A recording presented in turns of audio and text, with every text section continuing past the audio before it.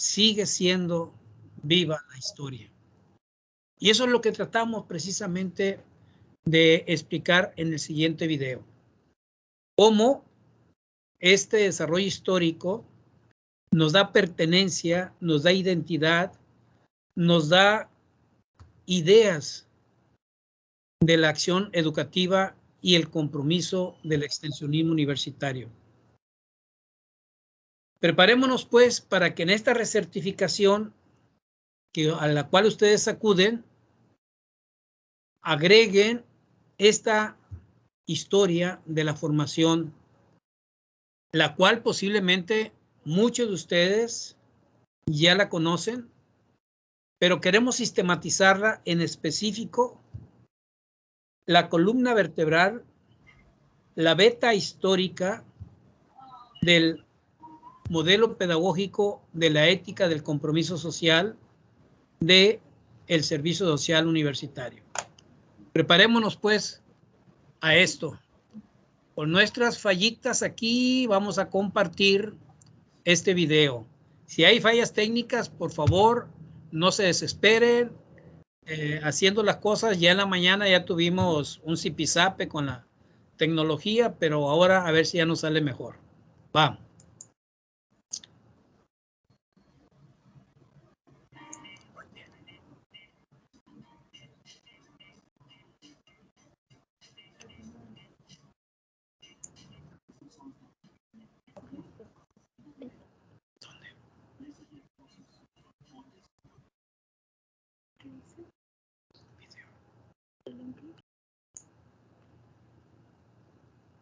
Es ese, pero quiero ver, póngale play para ver acá cómo se escucha.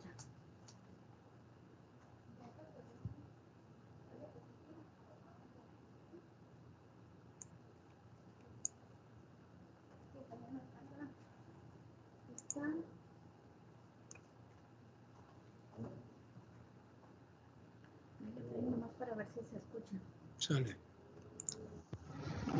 Bienvenidos y bienvenidas al curso de capacitación. La asesoría y supervisión del servicio social en el modelo pedagógico de la ética del compromiso social. Soy Víctor Hugo Aguilar Gagiola y les acompañaré en este ejercicio en las siguientes láminas. Estamos hablando que este modelo, la ética del compromiso social, desarrolla a lo largo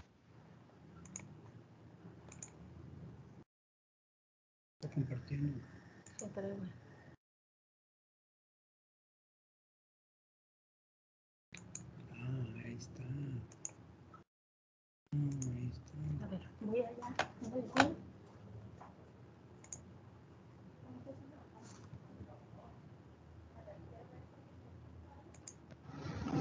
Bienvenidos y bienvenidas al curso de capacitación.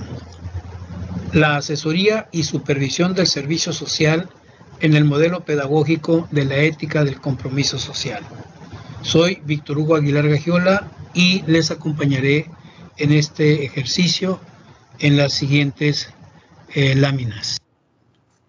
Estamos hablando que este modelo, la ética del compromiso social, desarrolla a lo largo del tiempo una propuesta que nace, se desarrolla y obviamente hay contextos sociales que pueden y dan explicación de por qué tenemos en la experiencia de servicio social universitario esa entrega, esa realización de los valores, de la mística, de la animación de las comunidades estudiantiles para contribuir en servirle a las comunidades.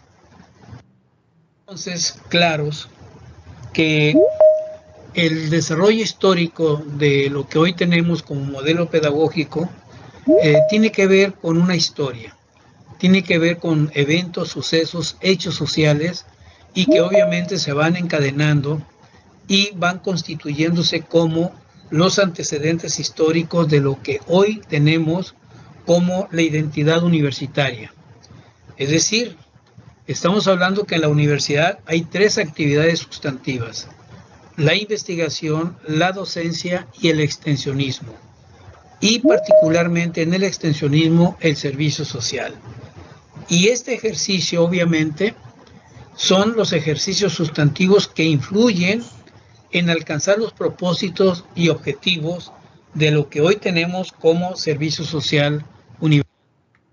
Esta identidad universitaria nos permite entender que personajes como Eustaquio Buelna Pérez, que fue el fundador de nuestra universidad, que la creó con el concepto de Liceo Rosales, nos daba precisamente el gran entendimiento de la importancia de la educación de los jóvenes en instituciones laicas, separadas de la iglesia, precisamente como una labor en esta región noroeste, en esta región que para muchos era inhóspita.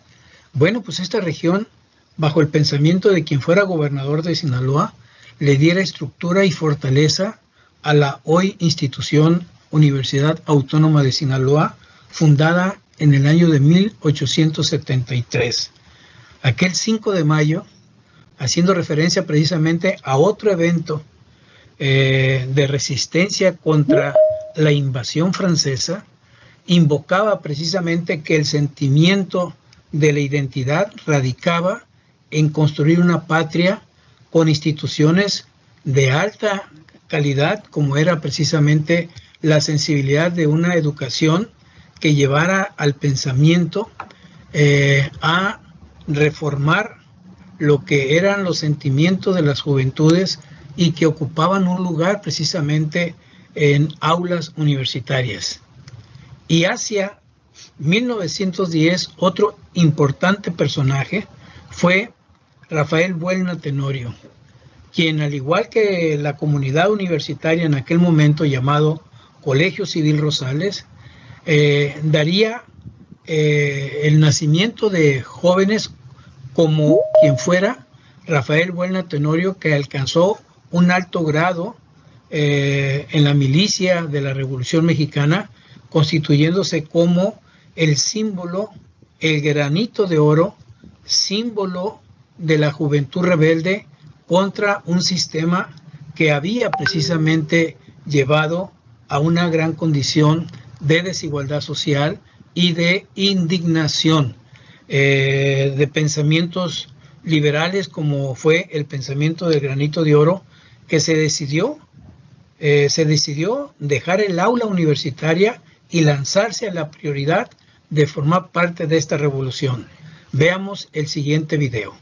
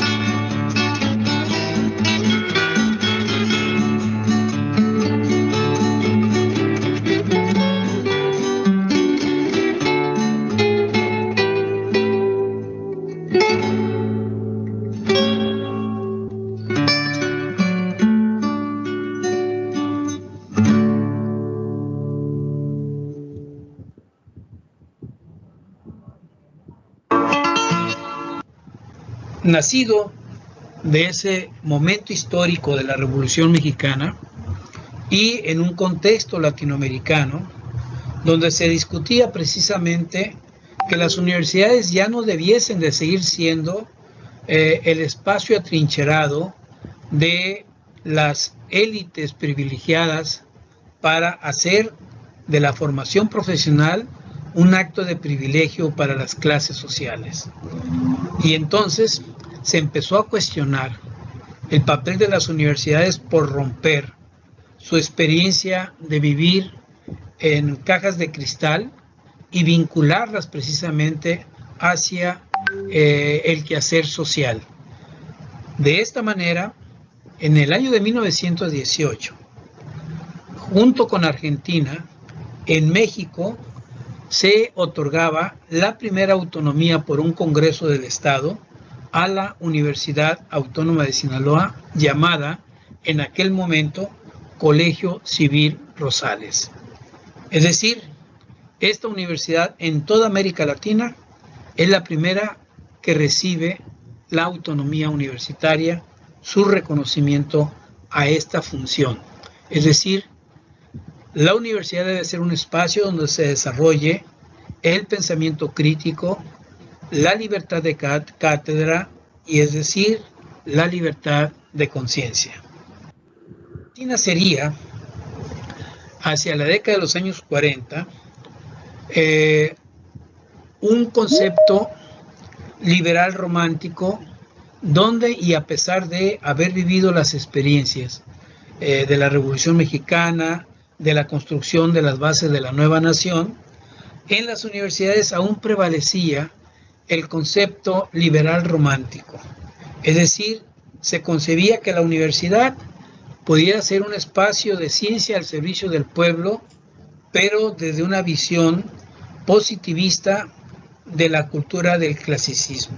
Es decir, otorgarle al pueblo lo que significaba una práctica de condescendencia y no precisamente de servicio a las comunidades. Esto hizo que en las universidades del país y particularmente en esta universidad se cuestionara ese privilegio de que la educación era para exclusivos, incluyendo gente de bajos recursos que ingresaba a la universidad, eran aceptados condicionadamente a la cultura del privilegio. Este hecho se cuestiona precisamente para dar paso a lo que vengan como acontecimiento las protestas estudiantiles. En esta universidad, hacia el año de 1945, aparece la emergencia de un movimiento estudiantil que cuestiona precisamente el papel de la universidad, de sus rectores como Raúl Cervantes Ahumada, un gran litigante, por cierto, pero como rector en su momento respondía más a la funcionalidad de la universidad como espacio de cultura elitista. También Humberto Batis Ramos y Fernando Uriarte les toca en estos casi 20 años vivir la experiencia de la protesta estudiantil. Y esto dio paso a lo que hoy conocemos, la fuente de inspiración en las raíces de donde se comprometió la universidad a través de personajes como Rafael Buelna Tenorio, como el fundador de la propia universidad, Eustaquio Buelna Tenorio, a que la universidad fuese un espacio de cultura social para el desarrollo de las ciencias, pero también para la justicia social. El Colegio Civil Rosales había dejado pasos atrás, había nacido la Universidad Socialista de Occidente en los años 30, pero en los años 40 ya regresaba nuevamente la universidad a modo de la funcionalidad del sistema. Y eso provocaría precisamente el nacimiento de un concepto que para la UNAM era, en su momento, llevar el servicio médico a las comunidades rurales. Bueno, aquí en esta universidad, hacia el año de 1947, coincidía en el tiempo con que la UNAM salía con sus médicos a servirle a las comunidades rurales, aquí en Sinaloa se instituía en la ley orgánica de esta universidad el sentido del servicio social y obviamente daba paso con ello al nacimiento del Departamento de Acción Social. Esto es significativo porque en esta universidad se ponía a la vanguardia en el sentido de la función de extensionismo, autonomía universitaria en 1918 y el sentido institucional del servicio social en 1947. Esto nos llevó a una pregunta. ¿Qué visión de extensionismo y cultura campeaba hasta mediados de los 60 del siglo pasado? Bueno, pues era diríamos, una locomotora que venía desplazándose sobre los rieles de la historia. Y esa locomotora pasaría de ser un extensionismo de actividades artísticas, de entretenimiento, hacia un extensionismo de compromiso social. Allá se iban quedando solamente los eventos festivos, llevar actividades literarias, teatrales, musicales a las comunidades, en las plazuelas que hoy conocemos como Plazuela Álvaro Obregón, en la plazuela que conocemos como Plazuela Antonio Rosales, frente a la universidad del edificio central. Ahí se desarrollaban estas actividades, diríamos, de extensionismo artístico como entretenimiento a las clases populares. Esta comunidad universitaria que venía empujando, como esa locomotora de los tiempos, venía empujando un nuevo sentido.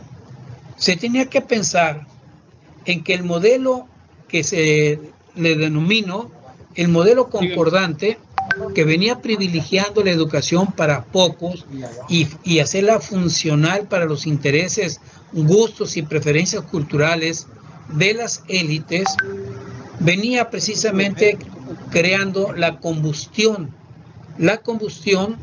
que serían respuestas a las políticas.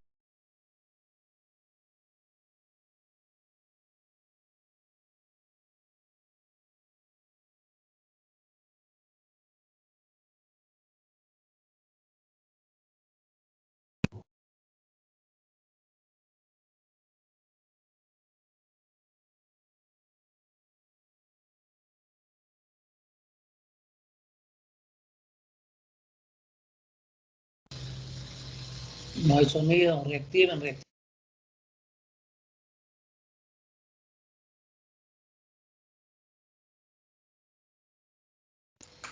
Se acabó el sonido y la imagen.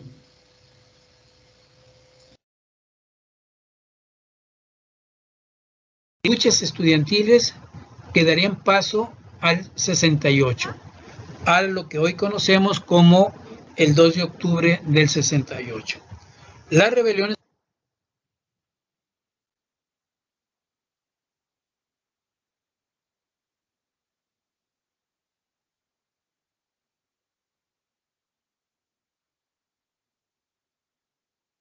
gustos y preferencias culturales de las élites venía precisamente creando la combustión que serían respuestas a las políticas gubernamentales y a las prácticas de los grupos poderosos oligárquicos en la región que hacían de la universidad un instrumento de preservación de sus intereses. Pero esto empezaba a ser una combustión para desarrollarse en un contexto nacional de protestas estudiantiles, protestas en diferentes partes del país.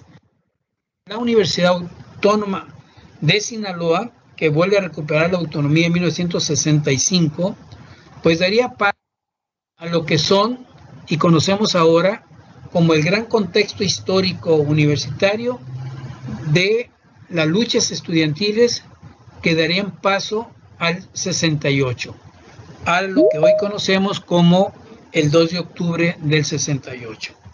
Las rebeliones estudiantiles por la autonomía y el compromiso social fijaban en este periodo de 1966 a 1972 una gran ola de protestas estudiantiles en el país y particularmente en nuestra universidad, para que los estudiantes se organizaran y participaran precisamente en el movimiento nacional estudiantil que daría cauce a lo que fue la Unidad Nacional Estudiantil en una organización llamada Coordinadora Nacional Estudiantil, para romper con el aislamiento de las luchas estudiantiles particulares y formar un gran torrente de luchas juveniles en todo el país.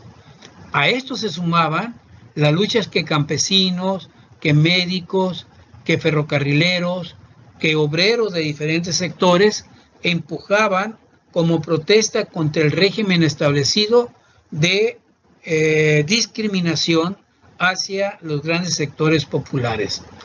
El movimiento estudiantil en la acción estaba aliado a la emergencia de todos esos movimientos. Y aquí es importante recordar que en toda América Latina y en el Caribe nacían movimientos rebeldes, movimientos guerrilleros. La experiencia de Cuba con la Revolución Cubana de 1959 inspiró mucho a los movimientos sociales de América Latina y del mundo, pero particularmente al movimiento estudiantil, que cobraría fuerza en toda la década de los 60, a dar paso para que en el 66, en 1966, hubiese una gran respuesta nacional. Un año antes, en 1965, los universitarios de la UAS habían logrado algo muy importante: movilizarse reclamando la autonomía, la cual fue concedida por el gobernador en turno, Leopoldo Sánchez Elis.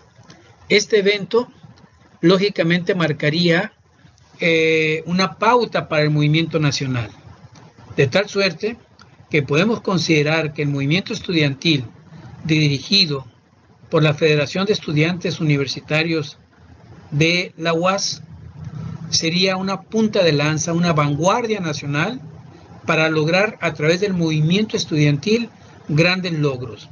Esto inspiró a otras universidades, a otras comunidades estudiantiles universitarias, para que hasta en la propia UNAM, Politécnico, Normal, etcétera, se sumaran a este gran contingente de manifestación estudiantil.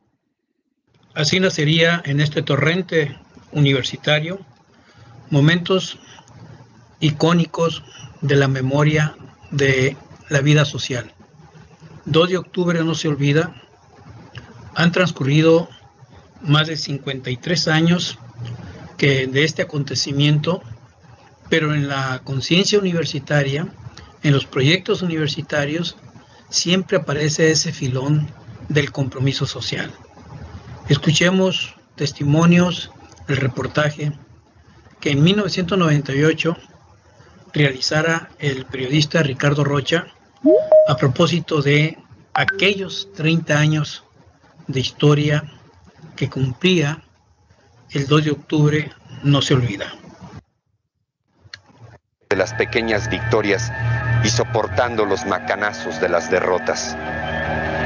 Seamos realistas, pidamos lo imposible, gritan los nuevos apóstoles del cambio hace ya 3 décadas. ¿Qué ganan y qué pierden con el 68? Estas son sus voces. Ellos son testigos. Pisotear la Constitución, no hay libertad. 3 años después, no bastaría aquel 2 de octubre el crimen contra estudiantes. La clase gobernante, desesperada porque se le salía del rumbo el papel de las universidades. Viene una protesta estudiantil del Politécnico Nacional y nuevamente la fuerza violenta del gobierno a reprimir a los estudiantes que buscaban precisamente refrendar el compromiso del 68. No cárceles para los estudiantes, no aislamiento de la vida de las universidades, tecnológicos, politécnicos, de educación superior, y sí precisamente una justicia para las comunidades estudiantiles y vivificar las instituciones para lo que el momento histórico reclamaba. Así nacería también esta fecha, icónica en la historia del movimiento estudiantil en México. 10 de junio, nunca en el olvido. Cadena T, la televisión más abierta que nunca. ¿Pero qué fue el halconazo? Se trató de una de las páginas más oscuras de la historia del México de los años 70, en el siglo pasado. Fue una jornada de represión, es así, directa y sin miramientos, en contra de estudiantes y jóvenes que solo querían escuchar su voz. La tarde del jueves 10 de junio de 1971 era el día de Corpus Christi, y con el recuerdo muy vivo de la represión del 2 de octubre de 1968.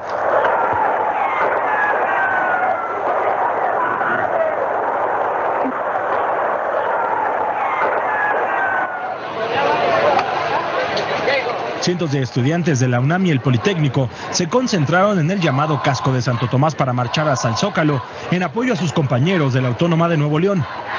La marcha se enfila por San Cosme, muy cerca del Metro Normal, y los organizadores hablaban de 10,000 participantes que también reclamaban libertades y democracia. De acuerdo con testigos de los hechos, justo a las 5 de la tarde con 7 minutos, estalla una granada y se desata la represión. De las calles cercanas al Cine Cosmos, surgen jóvenes armados con varas de bambú, eran los halcones, y la policía simplemente observa la escena. Otros agresores empuñan pistolas y abren fuego.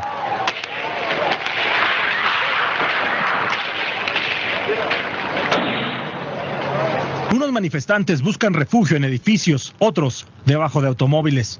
Por más de 2 horas reina el caos en la zona. Los halcones demuestran su adiestramiento militar y golpean a diestra y siniestra. En una edición especial aparecida casi clandestinamente en la revista ¿Por qué?, se habla de entre 75 y 125 muertos, más de 300 heridos y al menos 500 detenidos.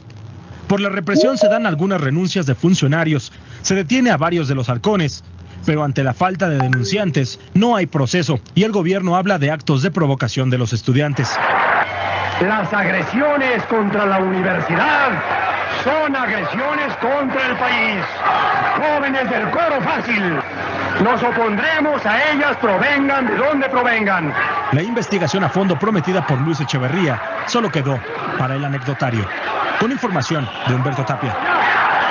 Suscríbete a nuestro canal de YouTube para que siempre estés informado de las últimas noticias de México y el mundo. Empieza ahora mismo, dándole clic a estos videos.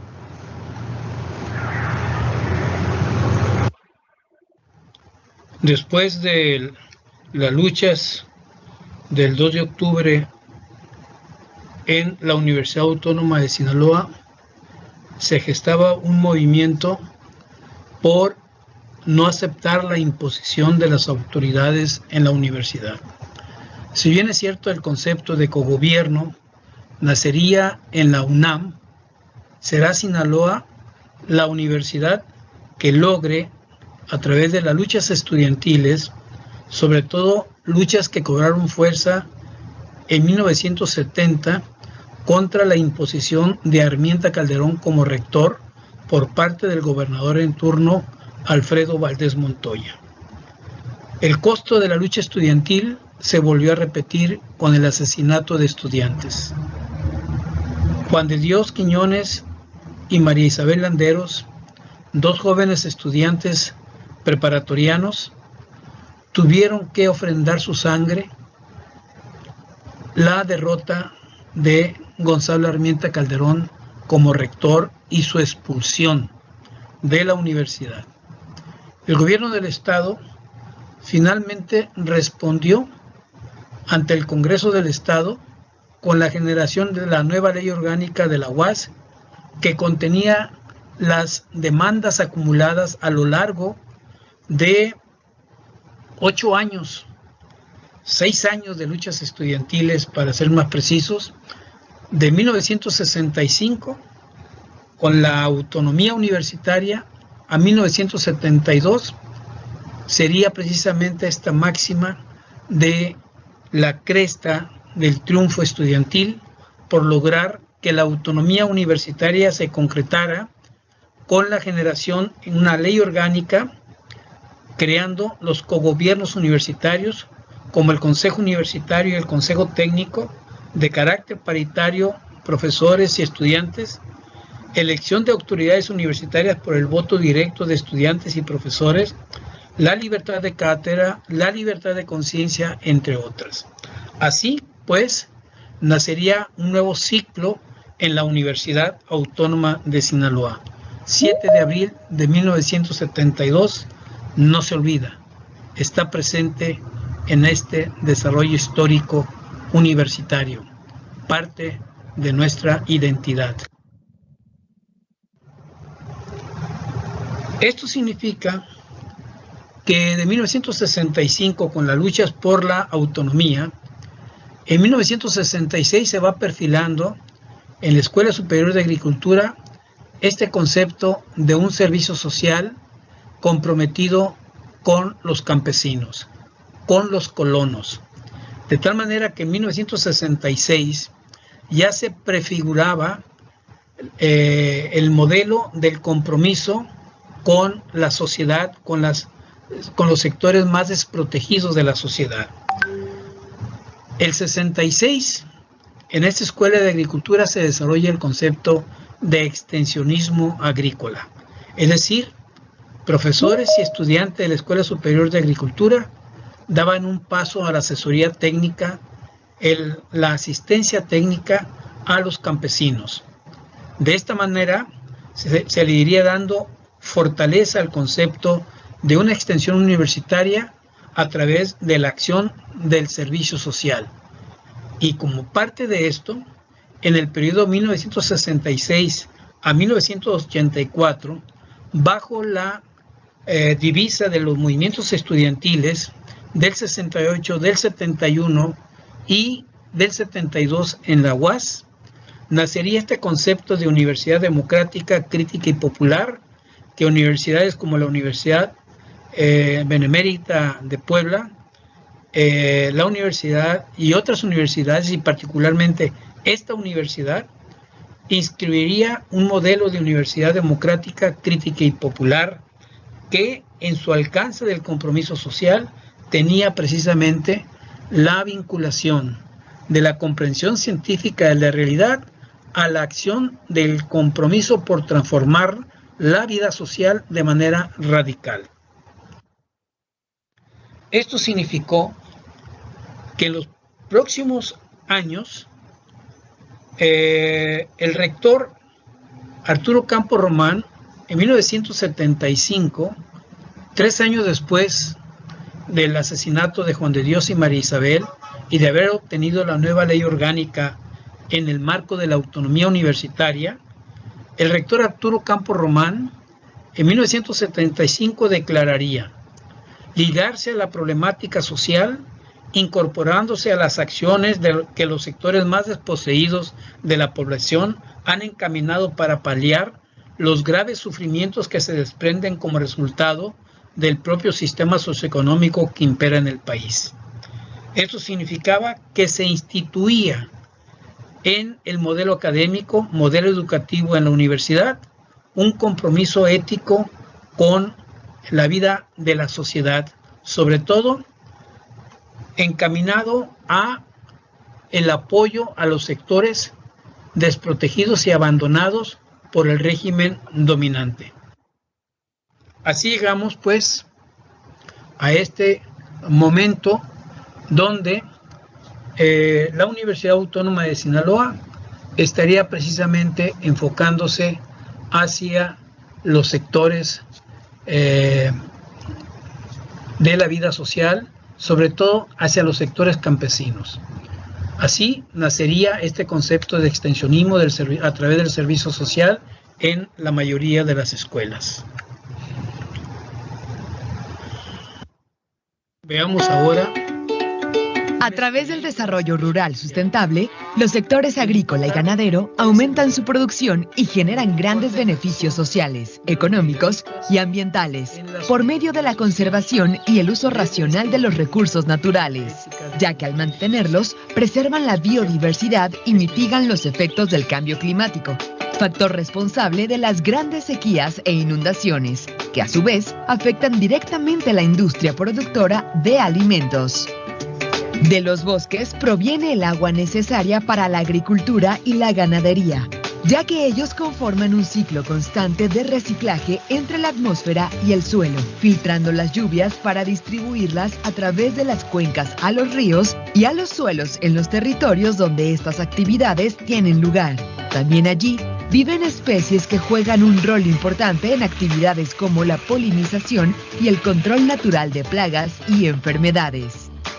Al tomar en cuenta la salud de los bosques, el desarrollo rural sustentable convierte terrenos desgastados por la agricultura convencional en suelos nuevos capaces de incrementar la productividad, diversificando los cultivos e incorporando permanentemente materia orgánica para hacerlos fértiles.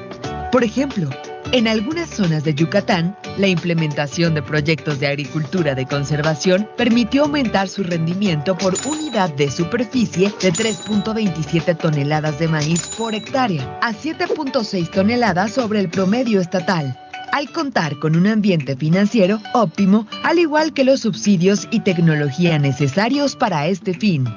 De aplicarse este tipo de proyectos en todo el estado, en solo 4 años se duplicaría la producción de maíz, sin que sea necesario extender la superficie de los terrenos agrícolas.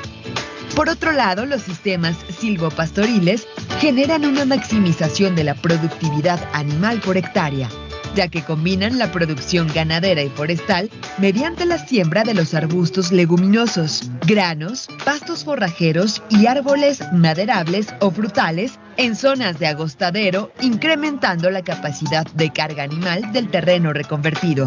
De esta manera, se reduce en un 45% los costos de producción en comparación a los sistemas convencionales, ya que el uso de insumos externos como fertilizantes, pesticidas y herbicidas es menor. Además, la calidad de la carne y la leche es mejor, ya que el ganado cuenta con alimento variado y de fácil acceso durante todo el año, en condiciones de bienestar animal por un mejor microclima. El impacto positivo de los proyectos sustentables en lo social se refleja en una mayor calidad de vida para las comunidades rurales, ya que pueden aumentar y diversificar sus fuentes de empleo y obtener mejores ingresos, comercializando más y mejores productos. Son esos mismos productos los que consumimos quienes vivimos en las ciudades y los pueblos. Por eso, el desarrollo rural sustentable requiere de nuestro apoyo y de la participación e inversión de las instituciones públicas, las empresas privadas y los financiadores para lograr que la producción y el consumo sean responsables con el campo, el planeta y todos nosotros.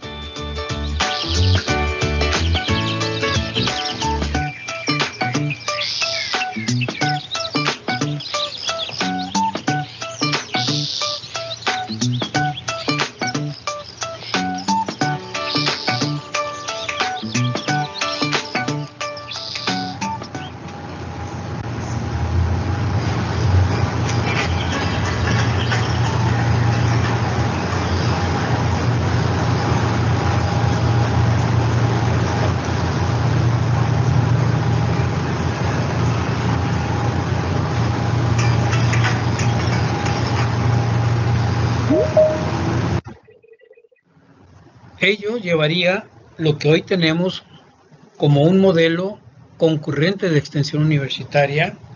Claro, hay matices en su desarrollo, pues este modelo se fundó en este periodo 1966-1984, es decir, el modelo del compromiso social, llamado modelo concurrente, el cual reivindica la autonomía como un acto de creación intelectual en condición de libertad y compromiso ético, precisamente con el desarrollo social. Esto lleva a que aquel pensamiento, la ciencia al servicio de la humanidad, es un ejemplo precisamente que el conocimiento que se genera en las universidades como vida académica y formación de profesionistas llevan como columna vertebral el carácter ético del compromiso social. ¿Por qué razón? Bueno, porque se pone en el centro la cuestión humana, la cuestión de la desigualdad social, la cuestión de la marginación, de la pobreza, al grado tal que para fines del siglo XX, los propios gobernantes en el mundo estarían repensando el quehacer sobre el planeta. De ahí nacieron los 8 objetivos del milenio. Y en el año 2015 estarían reformulando la propuesta precisamente con los objetivos de desarrollo sostenible.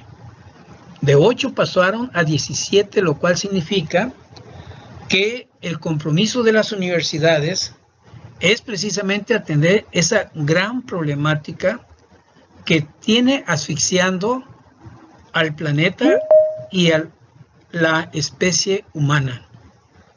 Entonces, el servicio social nace con ese espíritu reformador que vienen de los cambios promovidos por los movimientos estudiantiles, por las rebeliones sociales, por las protestas, por los reclamos de elecciones de autoridades gubernamentales, de terminar con el monopolio del partido Estado, etcétera, etcétera. Y eso es el espíritu reformador, daba paso a los cambios en las universidades, y esto sería la materia que en nuestra universidad conoceríamos como la transformación de la universidad de las élites a la universidad del pueblo. Sin embargo, una golondrina no hace primavera. El modelo en la universidad, junto con 2 o 3 universidades en el país, Guerrero, Puebla, Michoacán, de alguna manera Zacatecas, caminaban en ese sentido. La propia UNAM caminaba en el sentido de hacer la función social universitaria y de defender la autonomía. Sin embargo, las políticas oficiales entraban en una nueva era pactada con los poderosos grupos políticos de los partidos tradicionales, PRI, PAN, que se habían fortalecido precisamente contra las transformaciones que desde estas universidades se planteaban. Así que la modernización educativa de 1973, bajo la alianza de Carlos Salinas de Gortari con grupos poderosos de la educación, llevaron a que se mantuviese la línea que le podemos denominar ambivalente, donde funciona la concordante o neoconcordante con la emergente llamada concurrente, donde la experiencia autonómica de las universidades eran sujetadas por la modernización educativa que empezó a imponer con instrumentos de eficientismo la funcionalidad administrativa de las universidades. Llegamos pues a que esta experiencia, formada a lo largo de años, de décadas, nos ha hecho llegar a un punto ahora que es necesario distinguir que la funcionalidad eficientista de esos instrumentos que atan, que son camisas de fuerza, nos demandan fortalecer el compromiso de la identidad universitaria bajo el principio de la autonomía y el compromiso social. Primero, hay que fortalecer, dotar al profesionista de mayores capacidades de habilitación en el pensamiento ético y creación intelectual. 2. En la comprensión de la vida social del presente, de la cotidianidad y su desarrollo histórico. Y esta lista de puntos que subsumen esta larga tradición histórica de por qué el servicio social se convierte en una praxis de compromiso social para la transformación social. Desde la autonomía, que es el cogobierno universitario, es posible seguir funcionando y fortalecer el extensionismo y servicio social. Que la extensión universitaria se conciba como la interacción entre ciencia y vida social. En la vida social entendemos la política, la economía, la cultura, entendemos todo esto. Y además, algo muy interesante que debemos de entender es que debemos de integrarse para la formación integral de un estudiante que domine las artes, que domine la ciencia, que domine las tecnologías, pero también que domine su pensamiento de solidaridad social. Y que esa integración de docencia, de investigación y extensión sea una praxis continua para hacer precisamente la atención a los sectores sociales. En la medida que la función social universitaria se fortalezca hacia el entorno social, daremos paso al principio constitucional del servicio social y a nuestra reglamentación de ley orgánica y reglamentos. Además, hay que entenderlo que ahora, en esta interacción con grupos gubernamentales o con el gobierno, con la iniciativa privada, con los grupos oligárquicos incluso, tenemos que tener este diálogo sin olvidar precisamente que un pueblo, una sociedad donde el 85% está de una clase media a clases muy empobrecidas, padecen precisamente estragos para la justicia social y que esto debe ser uno de los principales motores de la interacción con ellos. Y esto obviamente nos debe de llevar a pensar que tenemos que fortalecer la formación científica y humanista del profesionista, que debe de reflexionar su aprendizaje y que debe de tener un pensamiento crítico, libertario, porque un pensamiento libre, libertario, crítico, se compromete a llevar el bien a la sociedad. De esta manera, podemos llegar a una parte final de que el servicio social responde a las condiciones históricas, responde a esos movimientos estudiantiles, responde a esa inspiración de la Revolución Mexicana, responde a esa inspiración del fundador de la universidad, Eustaquio Buelna, responde al pensamiento rebelde libertario de Rafael Buelna Tenorio, responde a los rectores, responde a esta organización estudiantil de la FEUS, responde a las vanguardias, responde al movimiento del 68, al movimiento del 71. Es decir, el 7 de abril es una fecha que nos compromete a pensar que la ley orgánica que nació del 7 de abril de 1972 y que ofrendamos con la muerte de Juan de Dios y María Isabel, una universidad con la ética del compromiso social. Agradezco su atención. Recuerden, este material es propiedad de la Dirección General de Servicio Social de esta institución, Universidad Autónoma de Sinaloa. Cualquier comunicación a nuestro correo dirección.ssu@uas.edu.mx. Que estén bien. Gracias, señor director.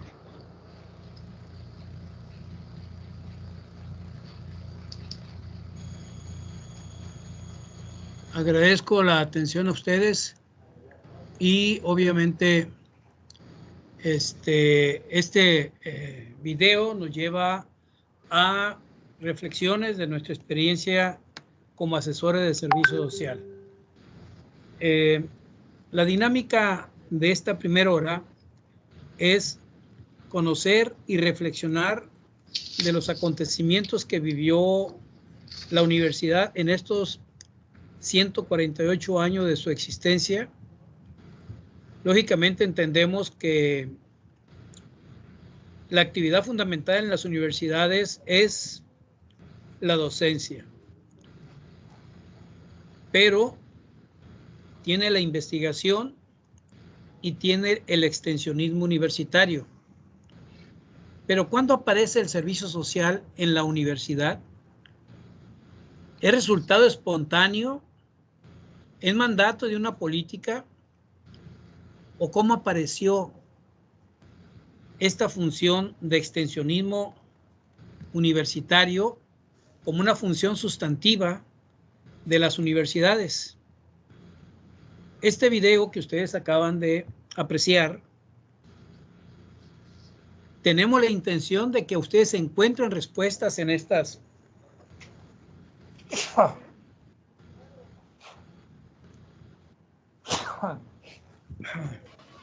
Salud. Disculpen. Salud. Lo bueno es que tenemos cubrebocas. Bueno, entonces aquí lo importante es que veamos si nos sirve esta historia, porque obviamente somos entes sociales, somos académicos de una institución que tiene una historia. Pero hago la pregunta para detonar un diálogo, una discusión, un debate con ustedes a propósito de entender cómo nuestra experiencia que tenemos ahora de asesores de servicio social, y también tenemos la experiencia de ser docentes e investigadores en la universidad, tienen que ver con estas raíces históricas. Pero la pregunta es, para detonar este intercambio de opiniones, ¿qué balance tenemos de nuestra experiencia como asesores con respecto a estas raíces históricas de la función del compromiso social con las épocas de la vida de las universidades, particularmente los compromisos de nuestra universidad con las épocas que nos corresponde vivir? Esa es la pregunta. ¿Qué balance tenemos? Somos asesores y hay una historia en esto. ¿Qué balance tenemos? Adelante. Pueden levantar la manita ahí en la pantalla y le damos la voz. Y si no, abran el micrófono directamente y hablen. Buenas tardes, doctor. Buenas tardes. Hugo Aguilar, Cagiola, a todos compañeros. En el año 1975, cuando estaba el rector Arturo Campos, dio su anuencia, ¿verdad?, para hacer ese compromiso social, donde el servicio social universitario impactara en la sociedad, para ayudar a la sociedad, para dar la Universidad Autónoma de Sinaloa su granito de arena. Veo yo excelente esta reseña histórica que ha hecho con ese video, ¿verdad? La línea del tiempo que ha tenido la Universidad Autónoma de Sinaloa, el impacto que tiene en nuestro estado y pues a nivel nacional también, porque muchos de nuestros egresados están también trabajando y aportando, siendo productivos en otros estados de la República Mexicana. Entonces, veo muy interesante toda esta reseña que nos ha dado. Así es que ese compromiso social lo mantenemos también nosotros como asesores, ¿verdad? Y la aportación como, no solamente como asesores de los brigadistas, sino también a los estudiantes, aunque sean de primero o segundo año, concientizarlos y poner muy en alto el nombre de la Universidad Autónoma de Sinaloa. Muchas gracias. Gracias, maestra. Luz María. Ahora un hombre. Ingeniero Héctor Álvarez, no, licenciado en Economía. Héctor Álvarez, te escuchamos. Abre tu micrófono, Héctor. Su micrófono. Ahí va. Buenas tardes a todos. Buenas tardes, Héctor. El balance es un balance para mí demasiado positivo. No sé si suene mucho demasiado, pero para mí es demasiado positivo. A mí me tocó hacer el servicio social en una comunidad en 1982 en Sinaloa, en la localidad Cuire de la Loma. Ahí, por ejemplo, llevamos el aterrizaje de lo que es el extensionismo universitario a través del servicio social comunitario con rostro comunitario. Yo recuerdo que, aunque sea en mi ejemplo, logramos rescatar 4 hectáreas de una señora que nunca se me olvida su nombre, Petra Elizalde Michel, que por un cacique de Cubrir de la Loma le estaban quitando, eran 4 hectáreas de agostadero.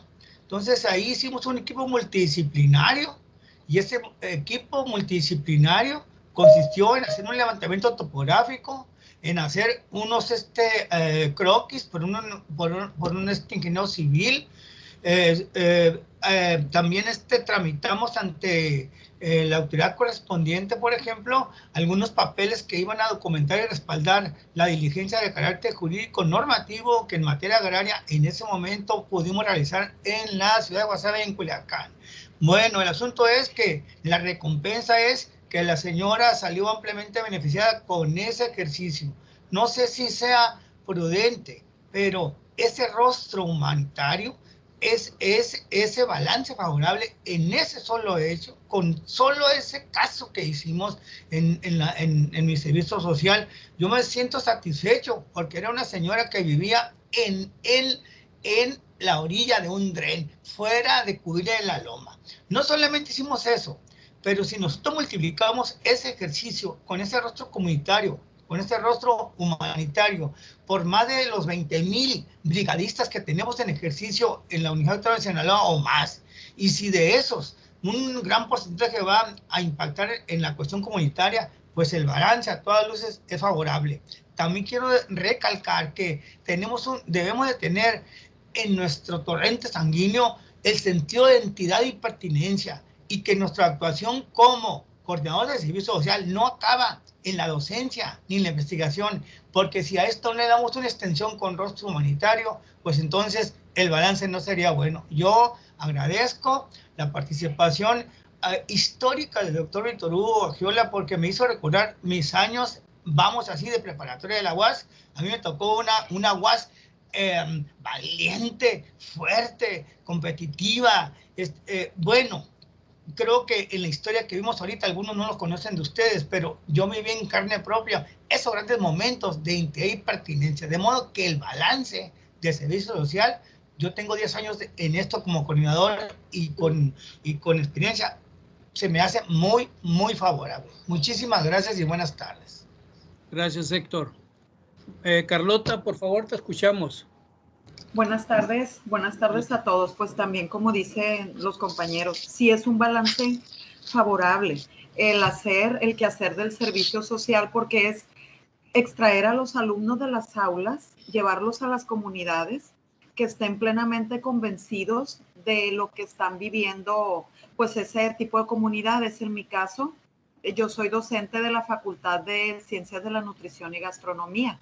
En una ocasión acompañé a mis alumnos a una comunidad a Costa Rica, ¿sí? A extraerles muestras sanguíneas. La mayoría de las personas tenían problemas de salud. Tenían problemas de salud porque ignoraban la forma de una buena nutrición. Al pasar el tiempo, volví con ellos y vi a las personas con sobrepeso, las vi pues más normopeso, las vi más sanas. Eran personas que ignoraban, ¿sí?, su ingesta diaria de proteínas, de carbohidratos, y los alumnos, ¿sí?, en sus repetidas, visitas del servicio social, fueron integrándolos al conocimiento, que es tan importante ahorita, una buena calidad de vida para lograr la salud, ¿verdad?, que no sean problemas de salud pública. Entonces, es sumamente importante, hablando de forma particular, el servicio social para concientizar a las personas, porque muchas veces están enfermas por no saber cosas sencillas, ¿sí? Entonces, pudiera ser el link, ¿sí?, la unión entre el conocimiento y la comunidad, los muchachos del servicio social. Balance favorable. Gracias. Muchas gracias, maestra Carlota. ¿Alguien más? Está abierto los micrófonos para que hablen. Doctora Marcela Pérez, adelante. Muy bien, activé la cámara porque la tenía cerrada. Buenas tardes a todos. En cuanto a balance, yo no voy a mencionar la palabra balance, pero sí me gustaría mencionar esto. ¿Cómo olvidar el año de 1978? El año de 1979. ¿Qué edad tenía yo? No recuerdo. A mi ser, sí recuerdo muy bien esa fila de autobuses que yo creo que para el maestro José Héctor Álvarez, que no lo conozco, pero estoy viendo su nombre ahí, pero le veo su rostro y le calculo la edad al maestro Víctor Hugo Aguilar y a unas cuantas canas que veo por ahí, ¿no? Los jóvenes desconocen totalmente esta información y la verdad sí me da gusto que se haya proyectado el video que yo proyectaba cuando inicié en el servicio social en el año del 2002 como asesora y como supervisora, y que precisamente yo retomaba porque desde mi perspectiva, para mí era muy importante retomar estos antecedentes de la lucha estudiantil de la década de los 60 para las nuevas generaciones, porque si bien es cierto, los muchachos de hoy no están conscientes para nada de esa historia, de lo que tuvo que vivir esa generación, esas generaciones, para que los estudiantes de hoy tengan lo que tienen, ¿sí? Y eso yo se los hice ver muy bien en cada seminario que otorgaba.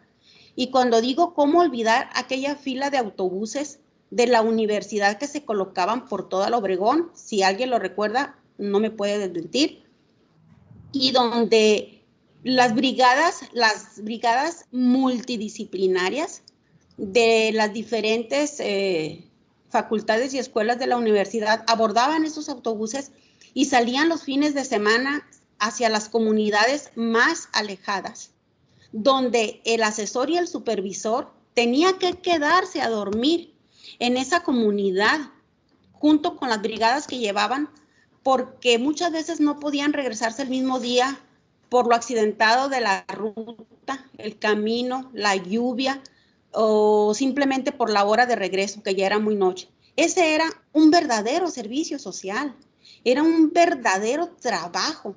Hoy se hace el servicio social y sí es cierto, haber visto las imágenes que subieron nuestros compañeros en el grupo de WhatsApp que tenemos aquí con el maestro Víctor Hugo, a mí me remontó a esa época y se me hizo tan bonito y tan nostálgico ver a esas personas el fin de semana trabajando en los lugares, con las imágenes que compartieron mis compañeros, y las comparé con el servicio social de aquel entonces.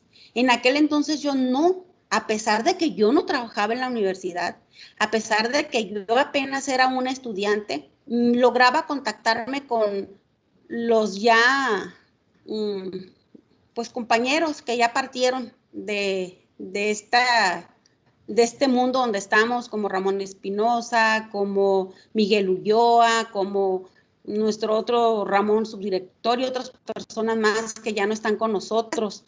El servicio social de esa época, hay que reconocerlo, era totalmente diferente al servicio social de hoy. Hoy los muchachos son indisciplinados, son groseros, son irrespetuosos, salen mal calificados para hacer un servicio social.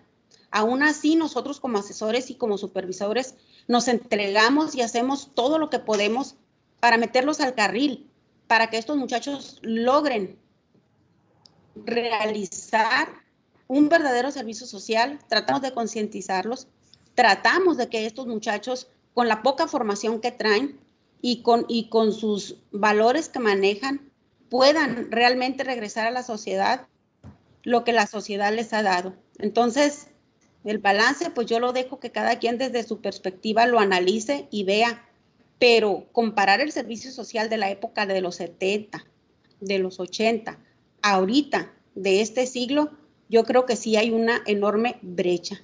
Eso es mi sentir y se los hago saber. Muchas gracias. Gracias, doctora Marcela. Por favor, María Luisa Ochoa Chávez, adelante. Pues realmente este pasaje histórico que el maestro Víctor Hugo nos presentó, pues me hizo reflexionar mucho respecto a la función del asesor de brigadista social, pero también, así como mis compañeras que me antecedieron, pues me remontan a mis experiencias como brigadista de servicio social, y efectivamente una característica es que nosotros estábamos cerca de la comunidad, identificábamos los problemas en la comunidad, conocíamos las necesidades y a partir de esas necesidades hacíamos acuerdos con la población, acuerdos que ellos esperaban con muchas ansias que nosotros nos presentáramos en las comunidades, y además trabajábamos como un equipo interdisciplinario. Recuerdo que a mí me tocó asistir a la comunidad de 5 hermanos, y en esa comunidad asistían ingenieros, enfermeras, trabajadoras sociales, y realmente hicimos un equipo muy valioso, y ahí pusimos en práctica el compromiso social de la universidad, porque tanto los brigadistas como la comunidad de ese lugar, de hecho, yo después como enfermera tuve oportunidad de recibir en el hospital a varios de los habitantes de esa comunidad, que ellos sentían mucho agradecimiento a la universidad por esta labor. Lo que yo he observado esa brecha es que los brigadistas ya no están tan cercanos a la comunidad, están más institucionalizados, están más dedicados a la obtención de prácticas en función de su disciplina, de su técnica, para lograr ese perfil de egreso que a veces no alcanzan durante su práctica profesional realizar. Sin embargo, lo veo como una oportunidad para quienes somos responsables de su asesoría, porque creo que el ser brigadista no es solo, la responsabilidad de nosotros como asesores en brigadistas no es solo con estar en un curso, obtener una constancia, sino responsabilizarnos del nombramiento que recibimos, y ese nombramiento implica acompañar al estudiante para que él entienda las necesidades de la población sujeta de su atención, y que ellos entiendan el compromiso social que tienen con esa población independientemente de las condiciones en que encontremos. Puede ser en un hospital, puede ser en una escuela, puede ser en la comunidad. Pero yo participé inicialmente en la brigada de vacunación, y ahí me di cuenta que hace falta más el acercamiento a los brigadistas, donde la gente vive, donde la gente tiene los problemas.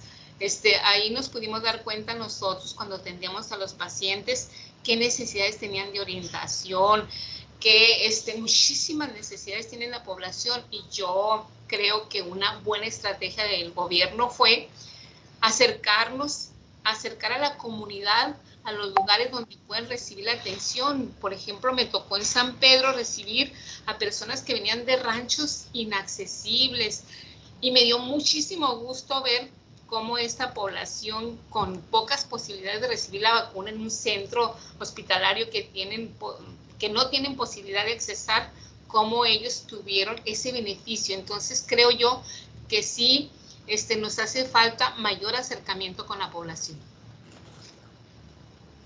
Muchas gracias, maestra María Luisa Ochoa.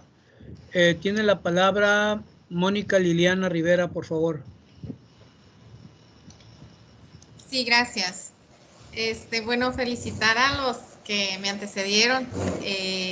Yo creo que en su momento no fueron mis maestros, pero tuve maestros parecidos a ustedes cuando estudié en la universidad. Y yo relaciono sus experiencias con lo que se abordó aquí, con un modelo concurrente, donde dice que aquí les permitían esa autonomía de atención a problemas sociales, intervenir con ellos, a través de utilizando todas las herramientas vertidas en la misma formación y el desarrollo intelectual que ustedes fueron adquiriendo. Les dieron esa condición de libertad, asumieron un compromiso ético y por supuesto pues atendiendo procesos de desarrollo social. Entonces yo lo que aquí observo en las experiencias vertidas es que ustedes vivieron ese modelo concurrente de esa extensión universitaria. Yo creo que yo me voy a situar, si vamos a la experiencia y en los inicios de lo que es el neoconcordante. Yo sí recuerdo que nosotros, bueno, en lo personal había donde nos juntaban todos en este caso los contadores públicos, ¿no? En un despacho contable al servicio de la comunidad. Y yo recuerdo que iba la gente a esos despachos y se daba esa atención. Pero también siento que estaba esa parte de que sí había muchos aspectos que no daban mucha libertad al prestador de servicio social. Empezó de nuevo a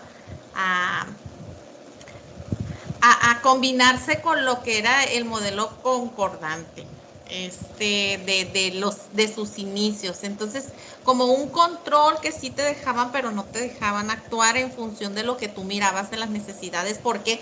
Porque el reglamento no lo permitía y había muchas situaciones. Entonces, las experiencias vertidas sí reflejan lo que se abordó en las diapositivas. Si nos situamos en algún modelo, pues yo las experiencias vertidas anteriores a mí, pues yo los ubico en un modelo concurrente. Gracias, maestra Mónica y Liliana. ¿Alguien más? Bueno, y si no, voy a plantear otra pregunta para que para detonar las ideas, pero si alguien quiere retomar su comentario al margen de las preguntas y en el contexto de este desarrollo histórico de la extensión universitaria, lo puede hacer. Hay algo importante. Las épocas nos influyen para hacer una tipología de asesores. ¿Qué es lo que hubo antes y qué es lo que no hay ahora? ¿Y qué es lo que hay ahora que nos determina ser como somos ahora? No quiero hacer un lenguaje retórico, pero lo llevo a ubicar precisamente que somos hijos de la época. Y esto nos lleva a una pregunta. ¿Cómo se construyen las épocas? ¿Cuál es el motor de construcción de las épocas? Porque en este video que les he presentado, trato de explicar esto sin decirlo exactamente. ¿Cuál es el motor de construcción de las épocas? Para entender entonces qué tipo de educación y qué tipo de actores somos los profesores, los investigadores, los asesores. Maestro, aunque seamos el mismo. Adelante, yo considero que es en base a las necesidades de la gente, de la población, a las condiciones con que vive y a las necesidades que tiene y a los satisfactores sociales que carece o que tiene.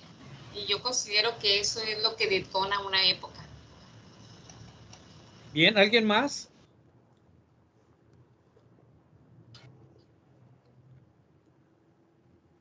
Voy a ubicarlo de esta manera.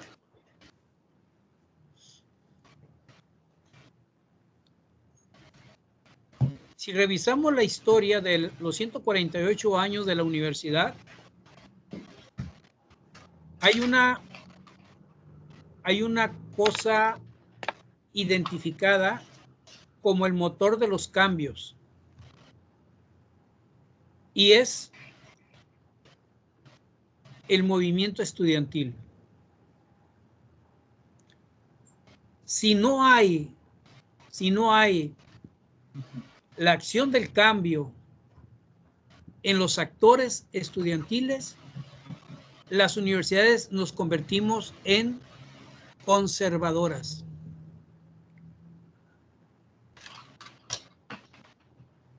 ¿Qué significa? Una cosa muy complicada para esto. Si escuchan a Héctor, a Marta, a Mónica, a Carlota, encierran la semilla de inspiración en los estudiantes. Y el docente asesor tenemos muy poca iniciativa en ello. Y si tenemos la iniciativa, la reducimos a una experiencia muy personal. Entonces, los actores sociales somos hijos de las épocas. Dice un refrán árabe: los hijos se parecen más a las épocas que a sus padres. Eso sí. Entonces, las épocas las marcan los movimientos sociales. Así, la época del neoliberalismo es la época del mercantilismo en todas las estructuras de las instituciones y de las mentalidades. ¿Cómo tener asesores comprometidos con los cambios sociales si el sujeto de los cambios está espontáneamente aparece, pero no permanece? Por ejemplo, en el 68, la UNAM no fue el detonador de este movimiento. Fíjense ustedes, fueron las universidades de movimientos estudiantiles locales de Guerrero, de Puebla, de Michoacán, de Sinaloa. Y fueron arroyitos que se fueron juntando para que un evento en una preparatoria vocacional de la UNAM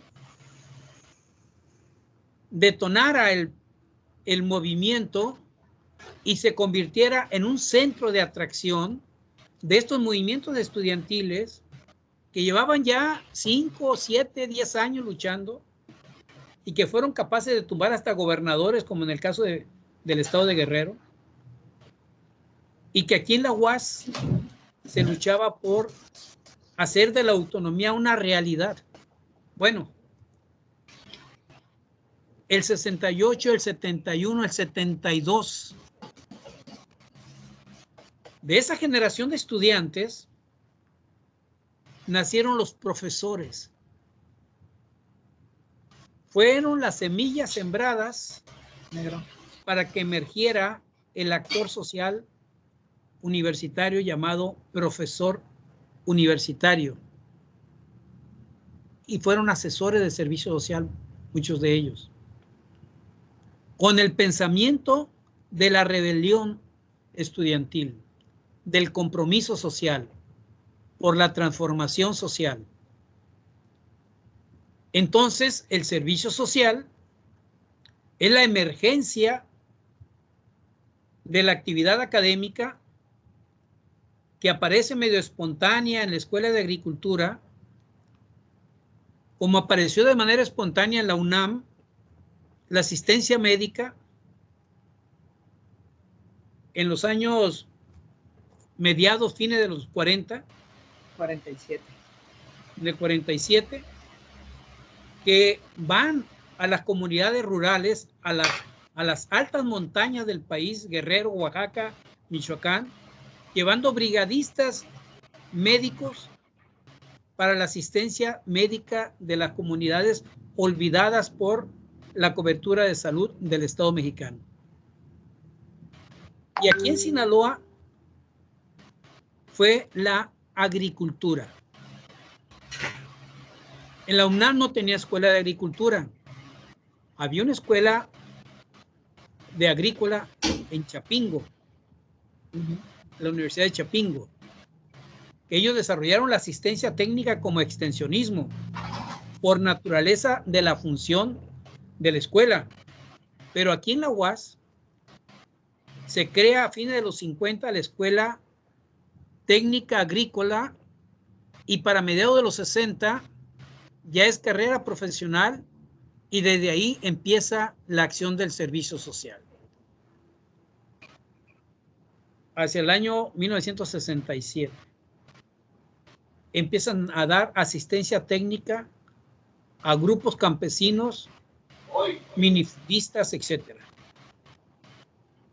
Entonces, lo que se había creado como Departamento de Servicio Social en el 47, como Monjaraz Buelna, no se hizo realidad hasta que empezó la acción de los estudiantes con un hombre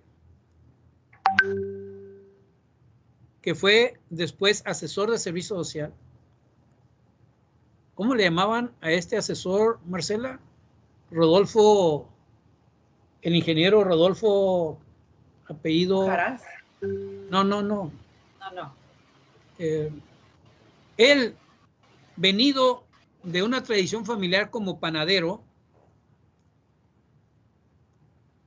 con una formación de la religión católica comprometida con el pueblo, llegó a la UAS y con esa visión e inspirado en los movimientos estudiantiles, formó brigadas de la Escuela Superior de Agricultura y los llevó al campo. Esa experiencia detonó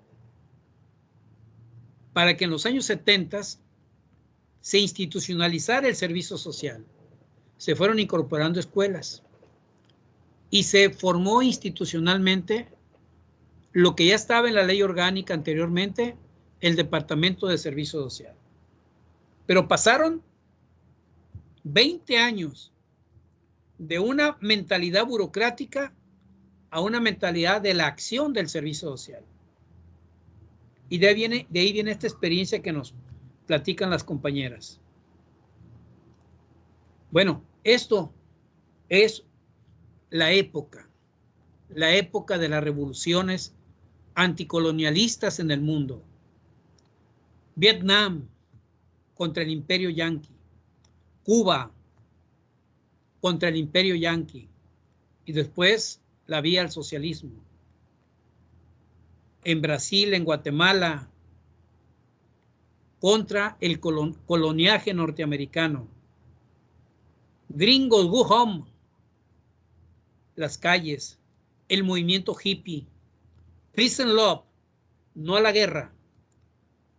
Época que daría paso en las universidades a esta rebelión, a este nacimiento. Bueno, ¿hasta dónde llegó esta ola? A medida de los 80 empieza una decaída. Los años 80 es una época de la década perdida y se refuerza con el neoliberalismo, con el pacto de la modernización educativa.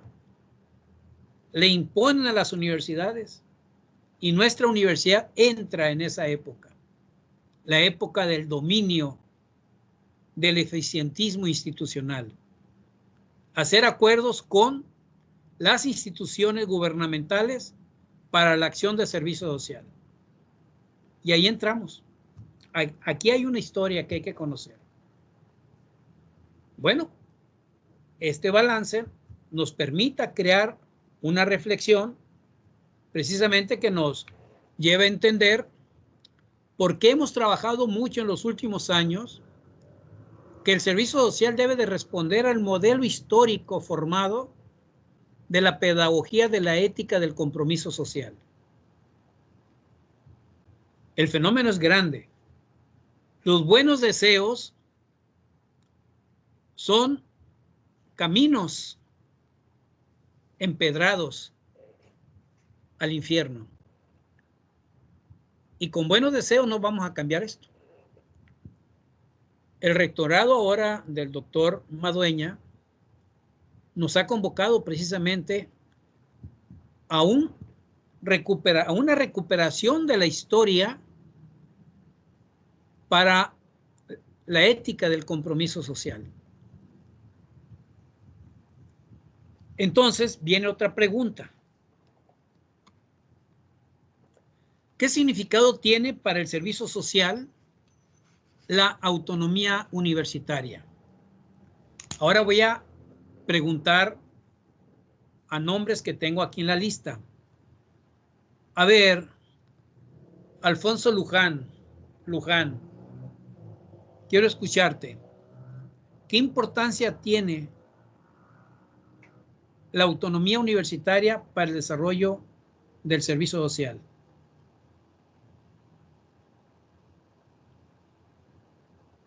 Si no está él, a ver, un hombre,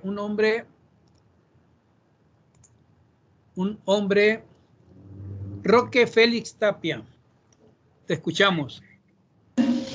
A ver, adelante, vamos a opinar. Adelante. Mira, la autonomía le sirvió para llevar todo este campo teórico que nos daban en los 80, 81 del trabajador comunitario, unos grandes talleres que llevamos más de un año para emprender los primeros servicios sociales. Y lo llevamos, en el caso de un servidor, lo llevé a 5 municipios del norte de Sinaloa. Después hice otro servicio social como ingeniero civil.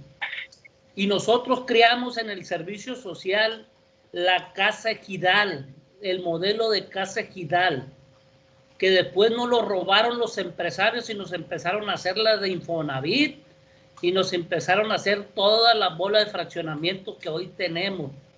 Pero derivan de ese modelo que en el gobierno de Miguel de la Madrid lo demandaba, lo solicitaba. Y aquí en Los Mochis fue creado ese proyecto con 2, 3 modelos de vivienda, de autoconstrucción por el ejido, por los ejidatarios. Y salió de aquí, de nuestra universidad. Esa autonomía nos brindó. Detente ahí, Roque Félix. Interesante tu exposición. Desde un pensamiento de autonomía universitaria debemos trabajar proyectos propios desde la autonomía universitaria. Eso que tú estás hablando, a eso vamos. Pero ubícate ahora como asesor, no como el estudiante que hizo servicio social. No, ahora en esta época tenemos la referencia de la autonomía para trabajar como asesores. La tuvimos hasta cierto tiempo. ¿Tenemos Nosotros, o no tenemos ahora? Tiempo yo tenía presente. hasta 10 brigadistas y tenía 2 proyectos de servicio social. Uno era coordinador de la brigada de topografía y geodesia en la Facultad de Ingeniería Mochis. Y la otra era un proyecto de investigación por la Dirección General de Investigación y Posgrado, dirigida desde Culiacán. Y tenía 2. Y teníamos la autonomía y generábamos 2 proyectos. Perfecto. Pero después nos los quitaron, los cambiaron, quisieron jugar con otras personas. Uno de ellos está encajado en un departamento ahí en la escuela, pero de vez en cuando recaen porque está esa necesidad social. Hace 3 años tuvimos que ir con una persona a levantarles para un proyecto de nivelación de terreno agrícola para el lado de la Estación Naranjo, para el lado de Guayparime. La persona, lo único que le pedimos fue que nos trasladara y nos diera los alimentos del día. Y en el otro proyecto encajaba de que había un % de utilidad que yo no estuve de acuerdo y no estoy de acuerdo, porque la autonomía no nos lo permite hacer empresa a la universidad.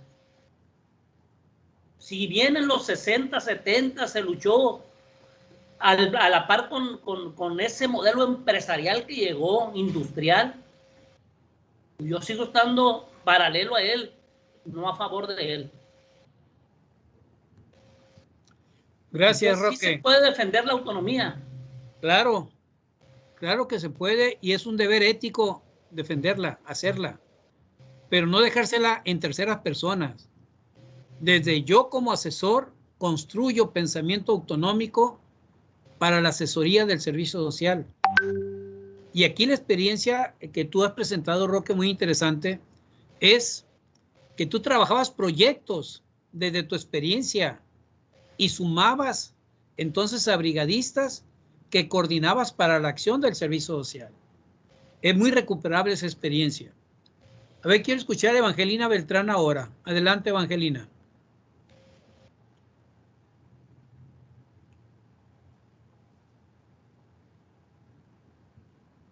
Hola, buenas tardes. Buenas tardes a todos. Bueno, es una buena historia todo lo que nos cuentan los compañeros y las experiencias que han tenido. La autonomía sí se puede, bueno, en mi área es difícil o es diferente, porque como asesor de servicio social tenemos que apoyar un poco a los chicos que ya van a hacer un servicio social y bueno, al menos la parte que a nosotros corresponde en esta parte como asesores es como decirles o estarles informando, ayudándoles en qué es lo que van a estar haciendo durante el servicio social en algo que ya eligieron o de donde fueron asignados. En nuestra parte de asesores es recordarles los informes mensuales, los informes finales y toda esa parte. Y yo digo que ahí la autonomía, como usted dice, de cómo la anexamos o cómo es lo que hacemos en esta parte, es de que ellos sean, digamos, un poco autosuficientes o que tengan que cumplir con esas partes y que sea en lo que ellos elijan dentro de lo que están haciendo de servicio social, cumplir con esa parte y que se puede hacer mucho dependiendo de las áreas porque son muy, muy diferentes. Las diferentes escuelas son muy diferentes, las actividades que van a hacer cada uno y a los que les pueden asignar como para realizar su servicio social. Y es algo que yo siempre les comento, es no verlo como algo obligatorio, porque es algo que sí, parte de las últimas generaciones, es que lo ven como algo obligatorio, que tienen que cumplir para terminar y poderse titular, tienen que cumplir con el servicio social. Y es lo que yo les digo, no ven como algo obligatorio. Tanto les va a servir a ustedes, van a tener esa autonomía de ir, de hacer, de compartir con personas, ayudar a personas y ustedes además aprender mucho de todo esto o incluso aplicar parte de lo que están aprendiendo o de lo que haya faltado, como decía una compañera por aquí, maestra, algo que haya faltado también en cuanto a clases y eso, por ejemplo, en el área de química, que es mucho en laboratorios, es mucho apoyo, ahí está mucha relación con personas y que desde ahí ellos ya van contribuyendo, digo yo, a estar a esa contribución social, pues de estar retribuyendo parte de lo que ellos han tenido para estudiar y es algo que yo siempre les comento, yo creo, cuando les digo, imagínense que están en Estados Unidos, están en Europa, donde van a estar en una escuela y que van a pagar miles por estar estudiar una carrera, y aquí no, aquí sí pagan un poco, pero es una institución, nada que ver con lo que pagarían fuera, y eso ya es parte de cómo retribuir a toda nuestra sociedad que nos ayuda con esa parte. Entonces eso es como compartir esa parte, ¿no? Esa contribución social, y ahí es donde yo digo que está esa autonomía de ellos y de la universidad de poder seguir haciendo eso y estar compartiendo con la universidad esa parte. No sé si eso haya sido muy redundante. Le agradezco mucho, maestra Evangelina Beltrán.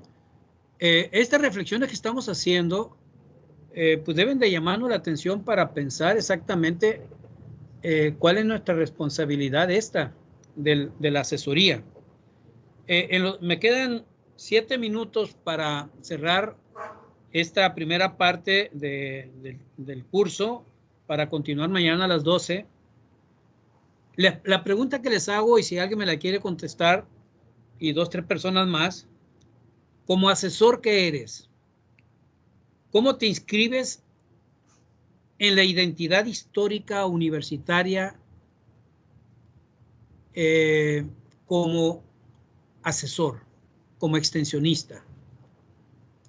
¿Cómo te inscribes en la identidad universitaria, en esta identidad histórica?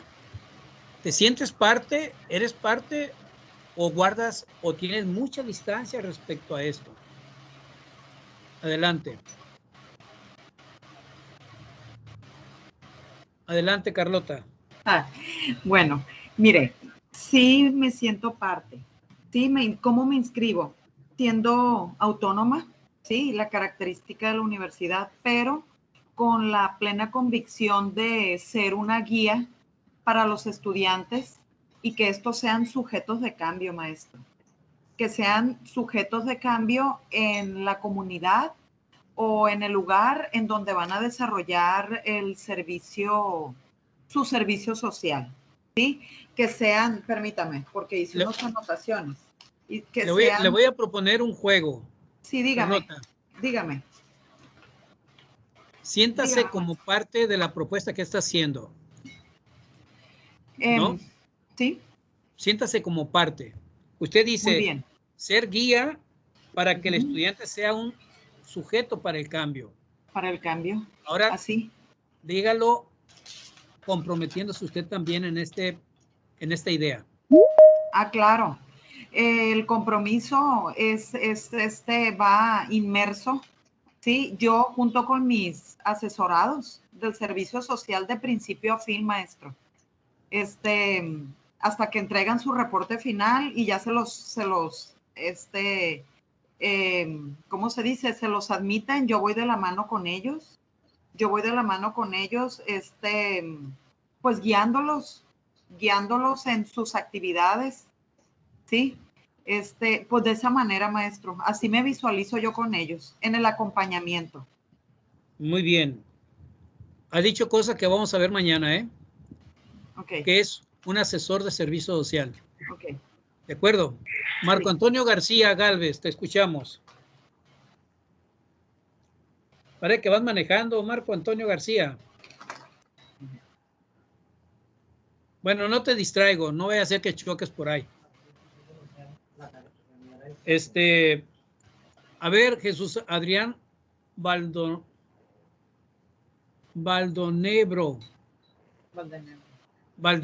perdón. Es que lo escribiste mal tu apellido, Jesús Adrián. No, es Valdenebro, doctor. Valdenegro. Es que lo tienes Valdenebro. Es Valdenebro, doctor. Ok, adelante, Jesús Adrián. Sí, doctor. Bueno, mire, aquí yo tuve un problemita ahí con la conexión. Por un momento fue la red, pero alcancé a entender algo sobre el concepto de la autonomía de lo que estaba explicando, ¿no? Sí. Y yo coincido con la maestra en el sentido de que, pues, el concepto fundamental de autonomía, ese no cambia, ¿no? Pero yo creo que los que sí cambiamos somos nosotros. Lo que sí cambia es la sociedad. Y en ese sentido yo creo que el servicio social nos invita a eso, a tratar de ser paralelos precisamente con esa autonomía, siempre en defensa de la misma, pero a la vez también necesitamos adaptarnos a las nuevas realidades. Las nuevas realidades exigen resultados, exigen a su vez también el respeto hacia la sociedad. Y yo creo que hoy en día las actividades a nivel institucional son cada vez más amplias porque hay también mayores requerimientos. En ese sentido, mi reflexión es que debemos de cambiar conforme nosotros tengamos requerimientos. Tengamos esa parte de noble y retribuir, pero a la vez también con el seguimiento de los resultados. Es importante que cualquier proyecto que se emprenda se evalúen los resultados, porque una vez evaluados los resultados sabremos si el proyecto fue positivo en términos de lo que se presenta o en su defecto, si a lo mejor requiere alguna adecuación. Esa sería mi participación, doctor. Gracias, Jesús. A ver, joven Gastelum, me quedan 3 minutos, ¿eh? Si alguien quiere participar, de una vez levante la mano después de Gastelum, por favor. Adelante, Gastelum. La pregunta es, ¿qué tan parte te sientes de la identidad histórica universitaria como asesor?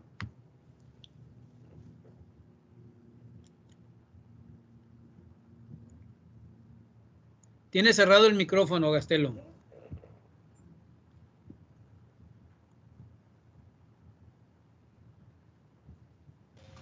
No escucha, no escucha. No escuchamos. Bueno, no se escucha. A ver, Mayra Patricia Osuna, te escuchamos. Abre tu micrófono, Mayra Patricia, por favor. Repito la pregunta. Como asesora, ¿cómo te inscribes en la identidad histórica universitaria de la formación de este concepto de asesor en el compromiso social?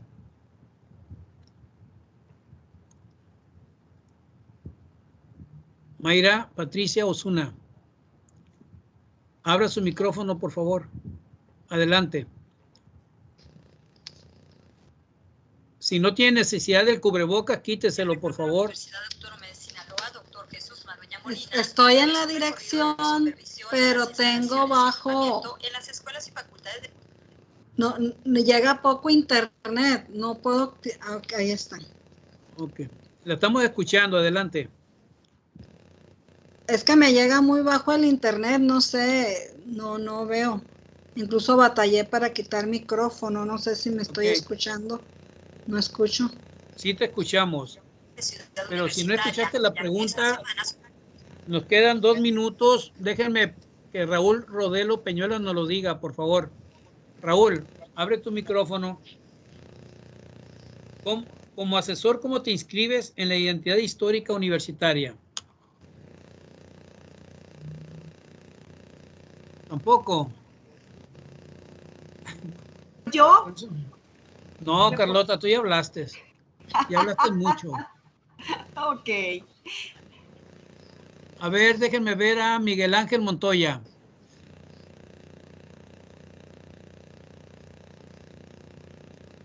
TikTok, TikTok, TikTok. Ah, Miguel Ángel Islas Valenzuela, pues.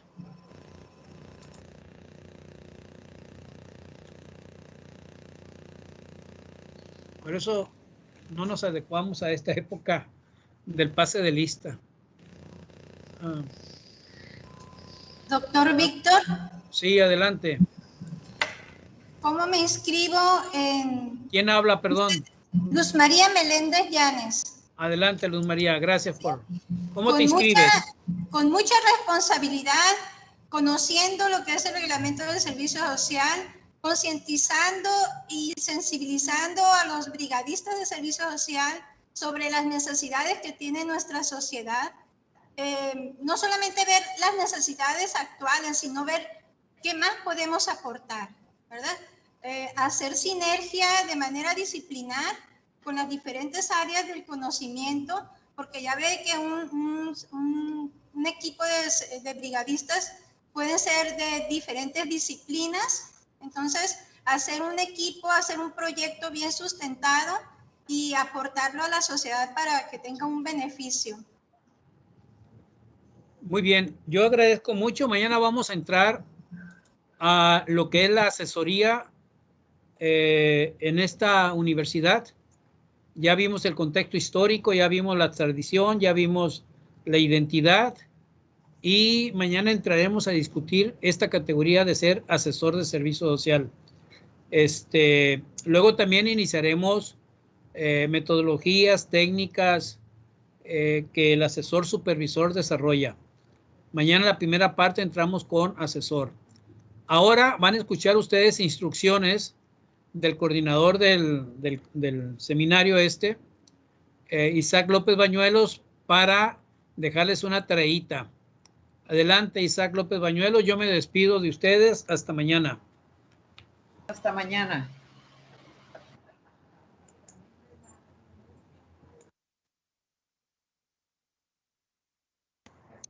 Buenas tardes.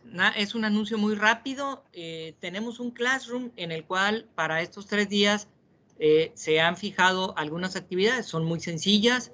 Tienen que ver con esta discusión que tuvieron el día de hoy con el doctor Víctor Hugo y un video de el filósofo Fernando Sabater. Es un video muy corto de 15 minutos donde ustedes van a realizar un ejercicio. Lidy Semillán, ahorita, que es nuestro apoyo técnico, está poniendo en pantalla los datos del Classroom. A sus correos, los que se hayan registrado en tiempo y forma y les haya llegado la liga, les va a llegar el enlace del Classroom. de esta aula de recertificación.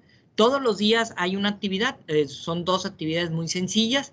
El día de hoy se cubren en menos de 1 hora ambas actividades, y el día de mañana pues tendrán que cubrir las otras 2, ¿no? Porque el día jueves va a ser una plenaria reflexiva. Ustedes ya son asesores, ya saben de proyectos, ya han asesorado, conocen guías, programas, etcétera, etcétera.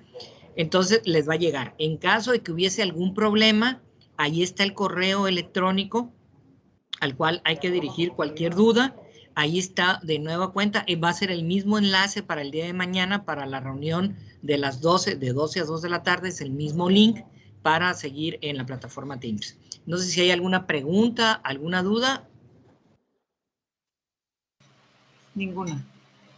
Correcto. Bueno, cualquier cosa de... Sí, perdón. Perdón, ¿en cuánto tiempo esperamos el correo? Ya debió de haberse enviado, ya se envió. Mientras ustedes estaban por cerrar la sesión con el doctor Víctor Hugo, Lidice envió el enlace al Classroom. Ok, gracias. De todas maneras, aquí en pantalla, ahorita están viendo el correo, por si acaso hubiese algún problema. De todas maneras, en el correo del curso, les pusimos el teléfono de la oficina en un horario de 10:30 a 2 de la tarde. Igual está el correo de la subdirección académica dgss@guas.edu.mx para resolver cualquier duda. A lo largo de la tarde va a estar activo ese correo para en cuanto llegue cualquier duda que pudieran tener o dificultad para poderla resolver hoy mismo. Luz Merari. Isaac. Sí, Luz Merari y luego la doctora Patricia López, por favor. Buenas tardes. ¿Con ese trabajo se toma la asistencia de cada día? Sí, así es. Partimos de la idea de que todos los interesados en la recertificación están entrando de manera sincrónica a las reuniones y esclareciendo las dudas, y para efectos de la constancia al final del curso, precisamente las actividades del Classroom completadas, metas en su totalidad, valga, serán las que se tomarán en cuenta para la emisión de la constancia. Muy bien, muchísimas gracias. De nada. Patricia. Disculpe, buenas tardes. Sí. Nada más, acabo de verificar el correo. No me ha llegado el enlace. ¿Así es? Ahí está el correo. De nueva cuenta en pantalla pueden ver el correo por si hay dificultades para recibir el enlace. Hay que dirigirse al correo que está ahí en pantalla. Lo estamos viendo todavía, para decir que en este caso no llegó el enlace para la aula virtual. ¿Alguien más? Que revisen su correo no deseado porque la bandeja de no deseados. Esa es otra cosa. Sí. Sí. Maestro, ¿me escucha? Sí, sí, perfectamente bien. Dígame. Soy Patti. Sí, dígame. Okay. Yo le envié un correo a Webmaster, se lo acabo de enviar porque pues yo me registré y no me llegó nada en tiempo y forma. De hecho, pues me pasaron el link. Entonces quisiera saber qué va a pasar con eso y para que se me tome en cuenta y poder hacer esa tarea, porque en realidad pues no tengo esa plataforma.